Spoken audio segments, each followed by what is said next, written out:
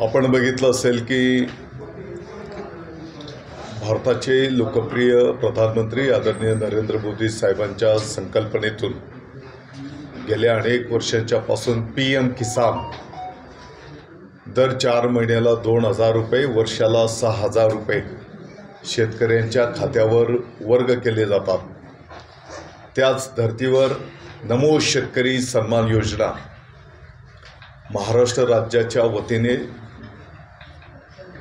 PM किसानच्याच धर्तीवर वर्षाला 6,000 रुपये वर्ग करण्याची प्रक्रिया मागच्या महिन्याच्यापासून सुरू झालेली आहे आणि म्हणून केंद्राचे 6,000 रुपये आणि राज्याचे 6,000 रुपये असे 12,000 रुपये शेतकऱ्यांच्या खात्यावर वर्ग केले जातील। नाशिक जिल्ह्यातले शेतकरी या योजनेच्यापासून वंचित राहू नये आणि म्हणून त्याचा आढावा आज आपण संपन्न करतो आहोत। त्याच्यासोबतच पीक विमा पात्र लाभार्थी शेतकरी बांधव या पीक विम्याच्यापासून पण वंचित राहू नये याचाही आढावा आपण त्या ठिकाणी घेतो आहोत। त्यांच्या मुलाने काढले आणि ते व्हायरल केले, त्यामुळे कदाचित अशा स्वरूपाचे आरोप झाले असं नाही। बघा, कोणत्याही विषयाचा कोणत्याही याला जोडणं काही उचित नाही। मला वाटतं की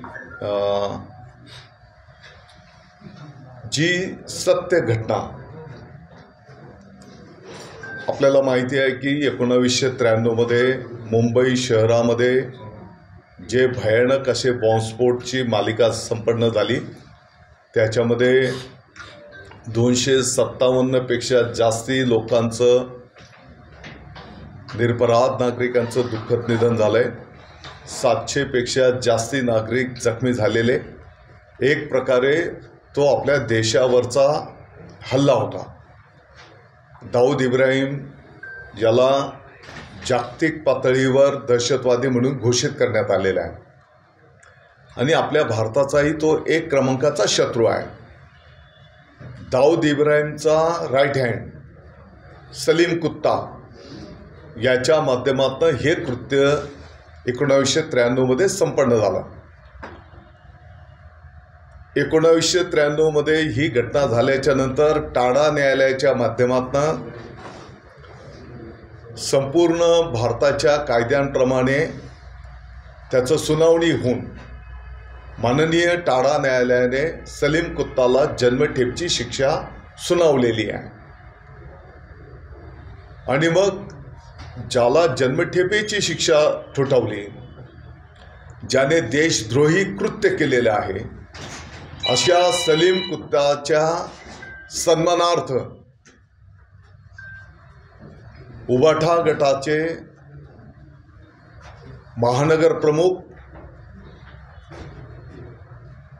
त्याच्या सन्मानार्थ पार्टी देतात। मला वाटतं की ही एक अतिशय गंभीर गोष्ट आहे आणि ज्या पद्धतीने त्या क्लिप्स व्हायरल झालेल्या आहेत, अरे दीवानो मुझे पहचानो मैं हूँ डॉन, हे तर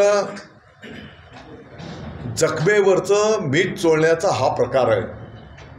मला जर विचाराल तर हे एक प्रकारचं देशद्रोही कृत्य आहे आणि म्हणून याचं बिलकुल समर्थन होऊ शकत नाही। मला काही लोकांची कीव पण आली। कोण म्हटलं की तो सलीम कुत्ता कधीतरी त्याचं निधन झालेलं आहे आणि एक प्रकारे या गोष्टीची तपासाची दिशा दुसरीकडे वळेल किंवा लोकांमध्ये संभ्रम निर्माण होईल। हे सुद्धा एक देशद्रोहीच कृत्य आहे,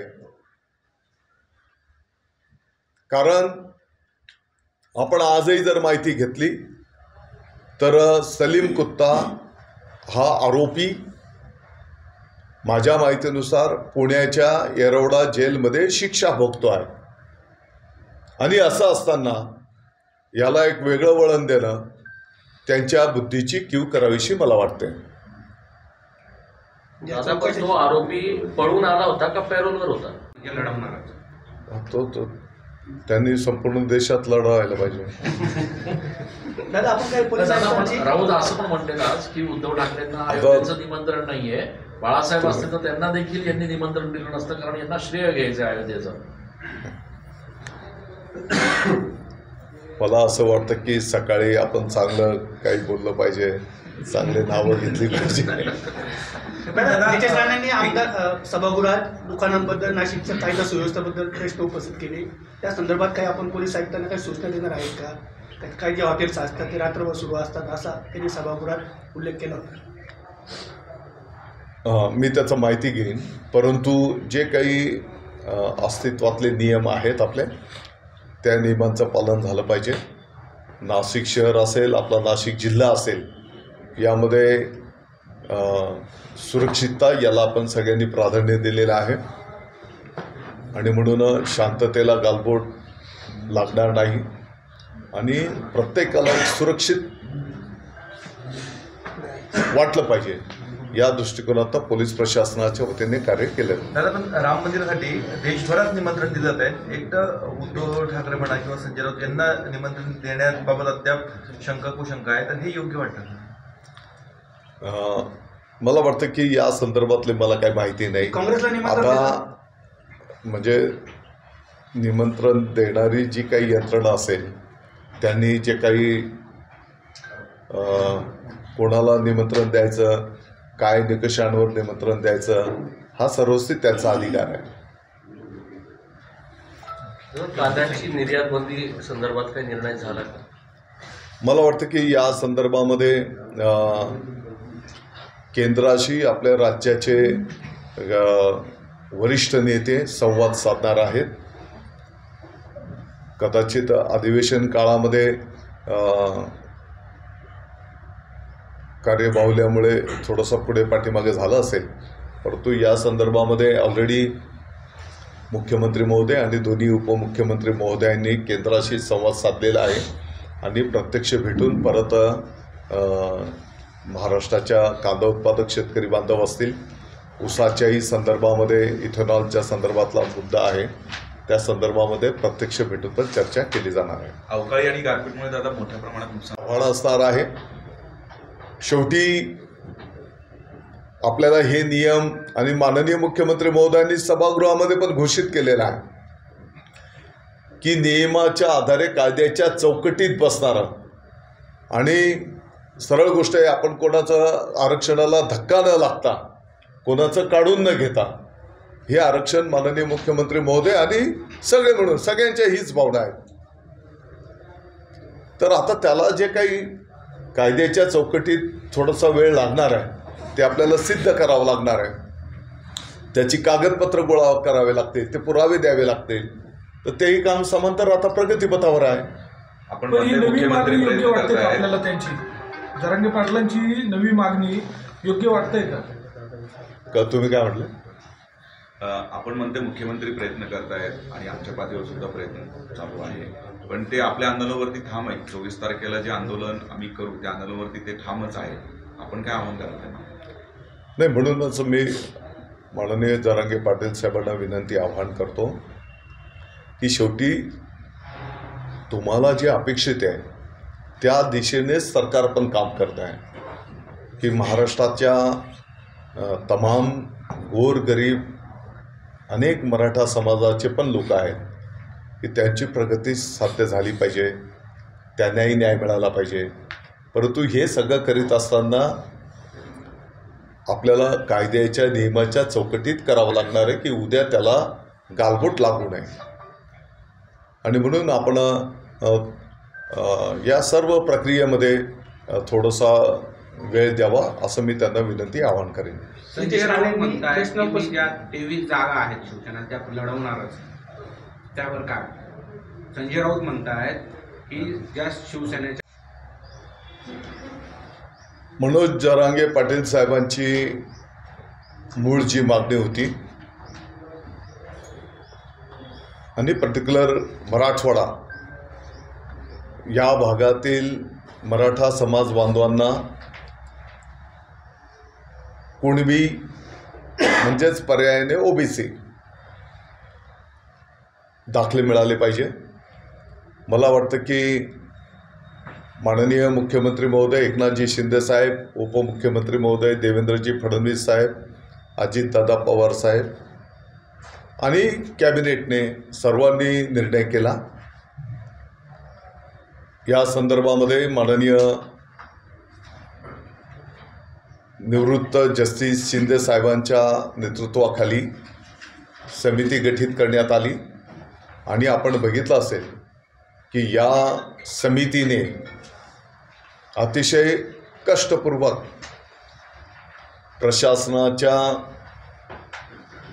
जुन्या अनेक नोंदींचा शोध घेऊन, म्हणजे जो काही 1967चा नियम कायदा आहे त्यापूर्वीचं जे रेकॉर्ड आहे त्या रेकॉर्डचा शोध त्यांनी घेतला आणि त्या माध्यमातून अनेक नोंदी, अनेक पुरावे कुणबीच्या संदर्भात त्या ठिकाणी मिळून आलेले आहेत। आणि या समितीने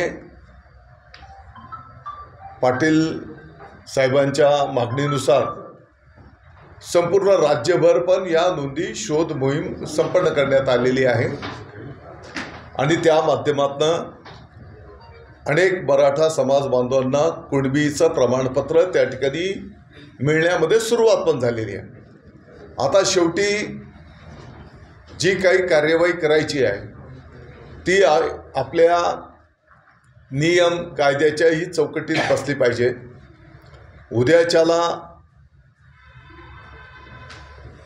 ते कोर्टात पण टिकलं पाहिजे आणि म्हणून आता सरसकटचा जो विषय आहे तर मला वाटतं की या संदर्भामध्ये पण समांतर कार्य सुरू आहे। मराठा समाजाच्याही अनेक कुटुंब अशी आहेत की ज्यांना आर्थिक गंभीर परिस्थिती आहे, मग शैक्षणिक असेल, सामाजिक असेल, त्यांचं मागासले पण आपल्याला माननीय सर्वोच्च न्यायालयामध्ये सिद्ध करावं लागणार आहे आणि म्हणून याही संदर्भामध्ये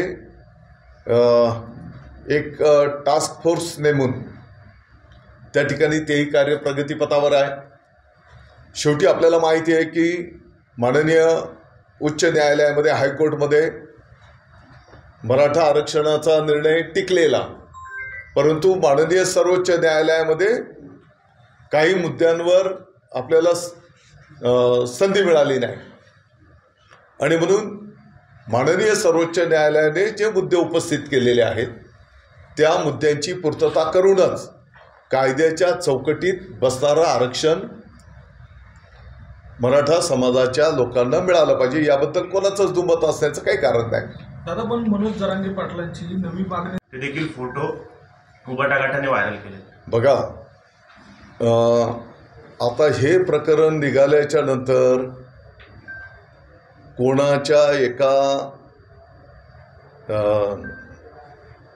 गुन्हेगारी क्षेत्रातल्या नातेवाईकाच्या लग्नामध्ये कोण, आता हे सगळ्या नाशिककरांना माहिती आहे की इथले मुस्लिम समाज बांधवांचे जे काही प्रमुख शेर ए खतीब काय जे काही आहेत, म्हणजे शहरातले ते प्रमुख आहेत आणि त्यांच्या लग्नाला पदाधिकारी गेलेले। आता तुम्ही म्हणजे तुमच्यावरचं आरोपाविषयी काय बोलणार नाही, म्हणजे ज्यांच्यावर आरोप केला गेला बडगुजर, त्यांनी पण तुमची प्रेस कॉन्फरन्स मी पण बघितली, त्यांनी मान्य केलेलं आहे की मी त्या आरोपीच्या सोबत होतो। काय बोलता होते का कुठल्या तरी सार्वजनिक जीवनामध्ये, सार्वजनिक कार्यक्रमामध्ये कदाचित असेल, पण त्याला माहिती आहे आज जर मी नाही म्हटलं उद्या चौकशीमध्ये ते सिद्ध होणारच आहे। दादा, त्या जे पार्टी होती सध्याचा भाजपचा एक पदाधिकारी त्याच्यामध्ये होता, त्याची देखील चौकशी झालेली आहे, त्यांनी ती पार्टी अरेंज केली, जास्त एकंदरीत चौकशीत समोर येत नाही। मला असं वाटतं की आणि फार्म हाऊस पण जे आपण उपस्थित केलं तो फार्म हाऊस देखील त्यांच्या कोणाच्या नातेवाईकाचं निघालं। माझा मुद्दा एवढाच आहे, जी काही क्लिप समोर आहे त्या क्लिपमध्ये सलीम कुत्ता, ज्याला जन्मठेपेची शिक्षा टाडा न्यायालयाने ऑलरेडी बॉम्ब ब्लास्ट देशद्रोही कृत्याच्या संदर्भात ठोठावलेली आहे, अशा देशद्रोही आरोपीच्या सोबत तुम्ही तिकडे नाच करताय. माझा मुद्दा एवढाच आहे. आणि या मुद्द्याचं कोण समर्थन करत असेल तर ते त्यांना लाभो. दादा, काल भाजप हे नाशिकमध्ये वास्तविक पोलीस गांभीर्याने लक्ष देत नाहीत आणि त्याच पद्धतीने त्यांनी प्रामुख्याने अजून एक लक्ष देते, मुस्लिम परिसरामध्ये अतिक्रमण मोठ्या प्रमाणात आहे, मनपा आयुक्त त्यामध्ये लक्ष घालत नाहीत आणि याबाबत ते लक्ष नाही घातले तर ते आम्ही त्यांची बदली करू अशा पद्धतीचं त्यांनी काल एक वक्तव्य केलं. नाही, मला वाटतं की जिथपर्यंत अतिक्रमणचा विषय आहे, ऑलरेडी कायदे या संदर्भातले अस्तित्वात आहेत. अतिक्रमण कुठलंही असू दे, आणि नाशिकच काय म्हणजे संपूर्ण राज्यात त्या ठिकाणी कायद्याच्या चौकटीप्रमाणे कारवाई केली जाते. नाशिकमध्येही असे कुठे जर बाब असतील तर त्याचं नोंद त्यांना घ्यायला सांगूया आपण. आणखीन एक भोंगे संदर्भात त्यांनी वक्तव्य केले, अजूनही अनधिकृत भोंगे वाजत आहेत, पोलीस लक्ष. आता मूळ विषय आहे की त्या आरोपीच्या सोबत उबाठा गटाचं महानगर प्रमुख थिरकतो आहे, डान्स करतो आहे. आता तो कधी केला, तेव्हा तो आरोपी कसा काय आलेला, आता हा पोलीस प्रशासनाच्या तपासाचा विषय आहे. त्या तपासामध्ये या गोष्टी पुढे येतील. आपल्या नजरेत जर तो आतंकवादी किंवा त्या रेट असेल, अशा लोकांना पॅरोल दिला कसा जातो, हा एक महत्त्वाचा. नाही, माझ्या नजरेतनं बोलण्याच्या पेक्षा मी आपल्याला जी माहिती दिली की 1993मध्ये बॉम्बस्फोट, त्याच्यात इतक्या लोकांचं दुःखद निधन, इतके जखमी, त्याच्यातला प्रमुख आरोपी, त्याला माननीय न्यायालयाने ठोठावलेली शिक्षा, हे रेकॉर्डवर आहे ना. हे आत्ताची काल परवाची गोष्ट आहे का? आणि त्या जन्मठेपेची शिक्षा भोगणारा आरोपी ही लहान गोष्ट नाही, हे देशद्रोही कृत्य आहे. भाजपचे काही बडे नेते हे जे नियम कायदे असतील त्याप्रमाणे कार्यवाही करण्याची सूचना केली जाईल. मनोज जरांगे पाटील जे आहेत ते अजूनही आंदोलनावर ठाम आहेत. त्यामुळे या विधानसभेत थेट मदत मिळतील शेतकऱ्यांना अशी आशा होती. अजून त्याबाबत काही निर्णय झाला नाही. थेट मदत कधीपर्यंत मिळेल अशी अपेक्षा आहे. जे पंचनामे ऑलरेडी संपन्न झालेले आहेत त्यांना मदत देण्याची प्रक्रिया आता सुरू झालेली आहे. आजच्या बैठकीमध्ये मी त्याचा पण आढावा घेतो आहे. Okay thank you. पत्र द्यावं अशी नवीन मागणी त्यांची आहे. ही मागणी योग्य वाटते का? आत्ताच्या घडीला आपला जो काही कायदा नियम आहे तो त्या व्यक्तीच्या म्हणजे पुरुष,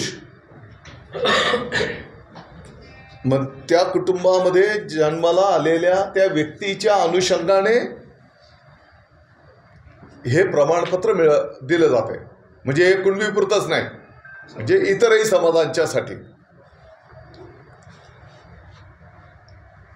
आता हा नियमच आहे, कायदाच आहे. आणि म्हणून मला असं वाटतं की आता जेवढ्या नोंदी उपलब्ध झालेल्या आहेत त्याही माध्यमातून अनेक वंशावळ जी निर्माण होणार आहे, म्हणजे प्रमुखाला मिळालं तर त्याच्यात ब्लड रिलेशनमधले जेवढे आहेत तेवढ्या सगळ्यांना 1967च्या कायद्यानुसारच त्यांना कुणबी प्रमाणपत्र मिळणार आहे. दादा, आणखीन एक आपण